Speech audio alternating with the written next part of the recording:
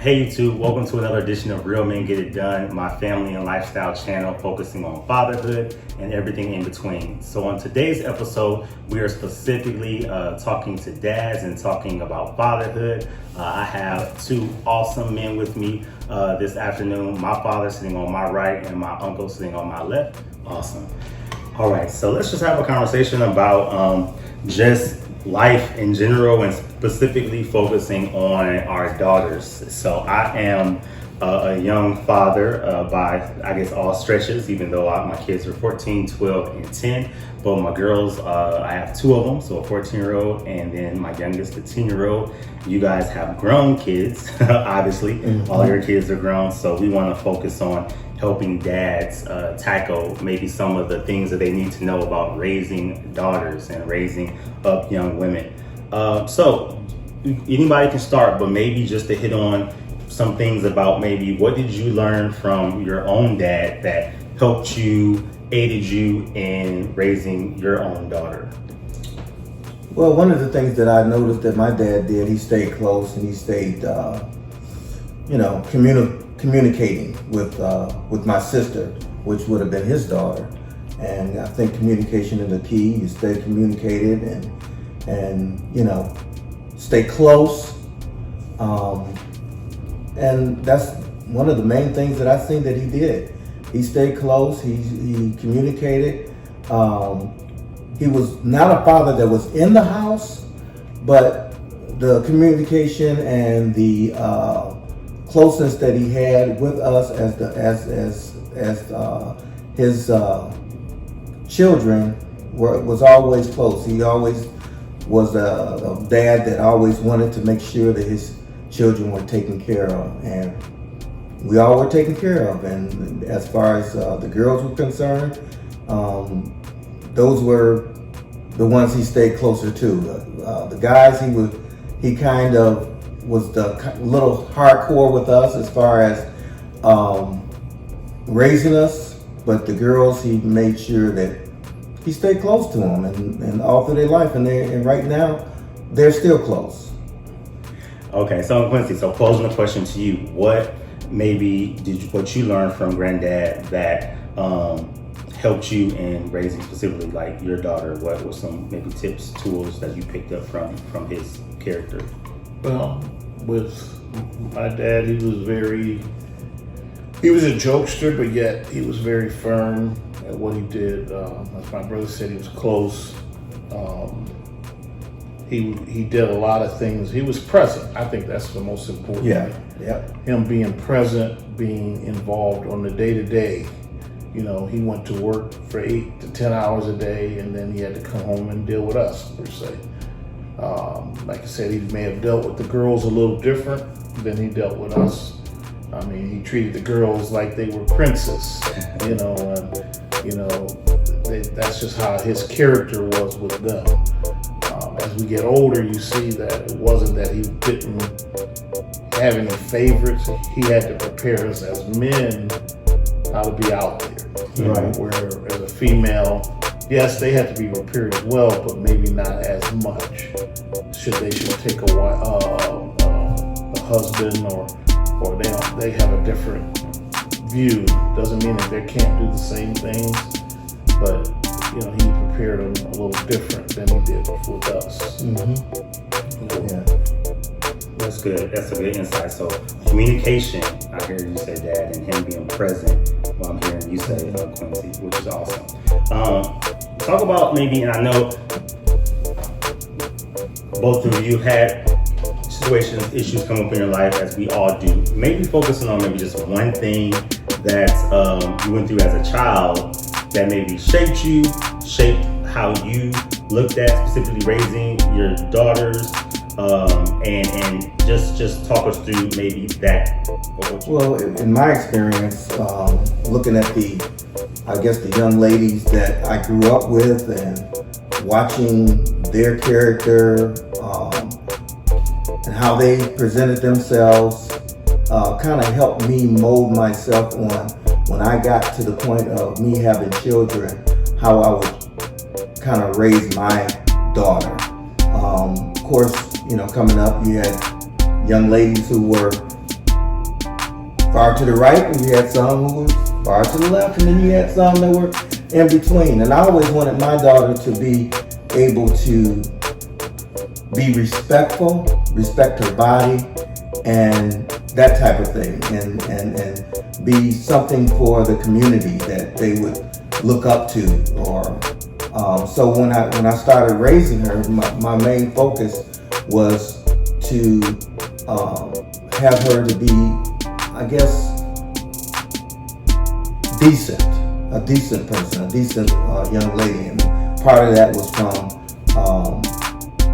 what I seen in my wife. Of course, you guys don't know, but my wife was my teenage sweetheart, and the way I seen her being raised as a young lady coming up, that was one of the things that I seen that I wanted as a young person. Of course, we're talking 12, 13 years old. And I seen that, and I said, well, man, I want my daughter to be raised on that level as far as respecting her body, respecting who she was. And so I guess that's coming up young. That's what I seen, and that's what sparked me to want to raise my daughter to be like my wife was raised.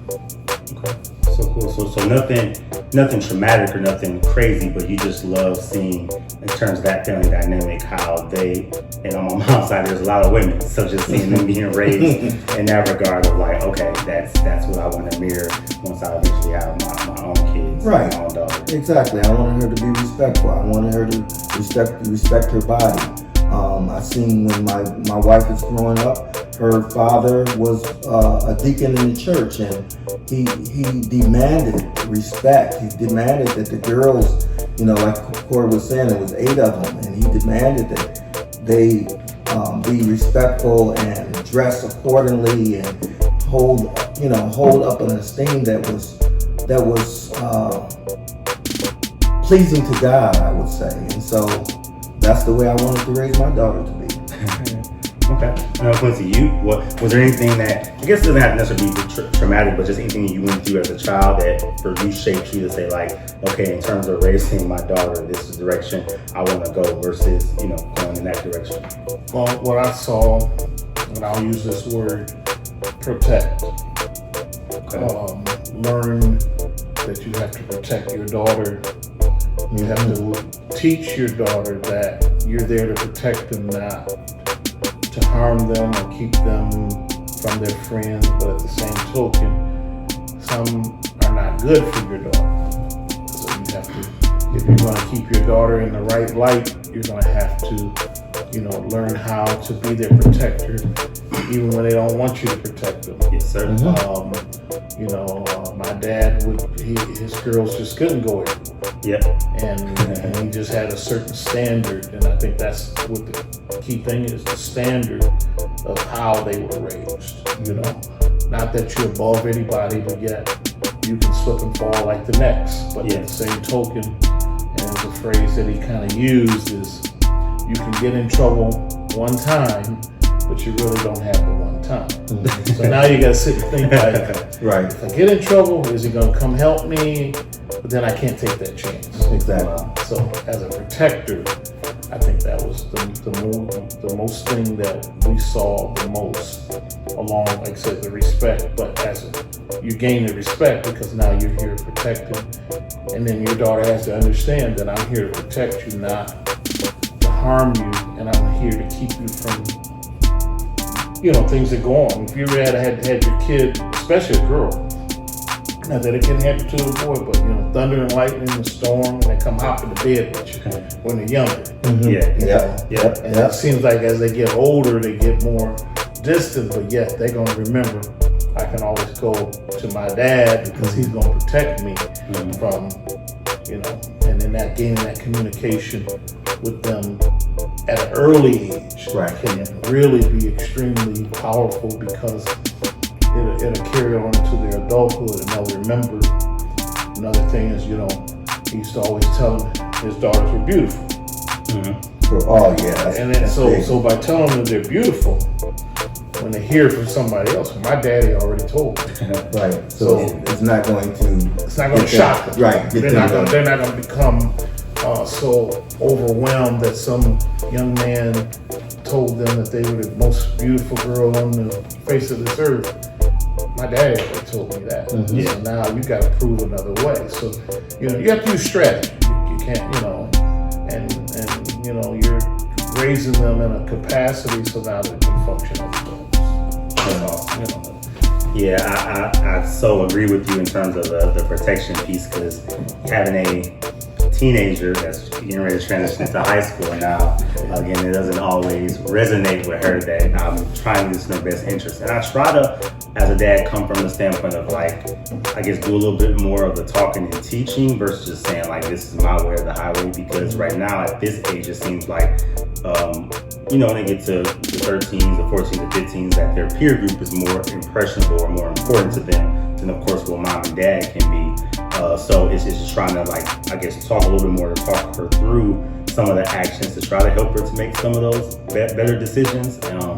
Let her know that I'm here for her best interest. For the oldest one, I'm here for your best interest, and I am trying to protect you. Sometimes it seems to work out, and sometimes it doesn't. I just recall she just recently got in trouble because of boys. And we know sometimes when that happens, the all rationale seems to go out the window. But I was trying to help her walk through the stage of, okay, not dating, but just getting to know young men, boys of the opposite sex, and doing it in a healthy environment. Mm-hmm. And a little bit of sneaking around went around, and before we could nip it in the bud, it just was like, it started to spiral a little bit out of control. So we reined it back and was able to, you know, get on the same page in terms of like, okay, we tried to give you a little bit of flexibility to get to know this young boy, but he's crossed the line in terms of not respecting our wishes, not respecting, you know, things as curfew, of space coming over when wasn't supposed to be, in terms when we weren't home and stuff like that, trying to come visit. And so it came to a point where we're like, okay, now we just have to 100% cut him out of your life. And we have to forcefully do it where, you know, your bedroom door is getting taken off the window, all electronics are in our possession, we can view everything. So it was like, you have no privacy anymore in our house. And it may seem like it's tough love, but we're doing this to protect you, to show you that you don't know everything that you think you do in terms of relationships, in terms of boys, in terms of this or that. So both mom and dad have to guard for your protection and kind of show you like, okay, this is where it's going to be for our household. Like, we want you to be respected. We want people to know that when we set rules, like, they have to follow them. They can't just do their own thing no matter what's going on in their household. They have to be respectful of you and of our rules and of our household if they want to be your friend. Mm-hmm. So I wholeheartedly agree with that. Right. And that has been one of my biggest fears of raising a daughter, just knowing that the day is going to come where she's going to be boy crazy, and it's something like that. It's just going to be like a little bit more than what we can handle. But we are taking it in stride thus far.